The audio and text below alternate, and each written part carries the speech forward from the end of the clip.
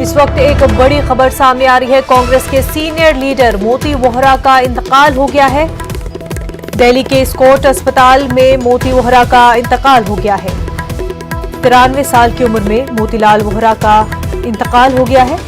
राहुल गांधी समेत कांग्रेस के दीगर लीडरों ने अफसोस का इजहार किया। राहुल गांधी ने मोतीलाल वोहरा को सच्चा कांग्रेसी बताया है। अहम खबर इस वक्त आपको बता रहे हैं। कांग्रेस के सीनियर लीडर मोतीलाल वोहरा का इंतकाल हो गया है। दिल्ली के स्कॉट अस्पताल में मोतीलाल वोहरा का इंतकाल हुआ। 93 साल की उम्र में मोतीलाल वोहरा का इंतकाल हो गया है। राहुल गांधी समेत कांग्रेस के दीगर लीडरों ने मोतीलाल वोहरा के इंतकाल पर अफसोस का इजहार किया।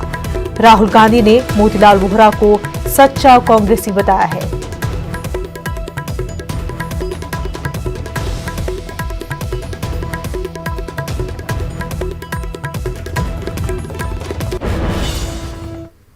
आगे बढ़ते हैं। ड्रग्स कनेक्शन केस में अर्जुन रामपाल की मुश्किलें बढ़ सकती हैं। जराये के मुताबिक तफ्तीशकारों ने अर्जुन रामपाल के साबिका और मौजूदा बयानात में तजाद की निशानदही की है।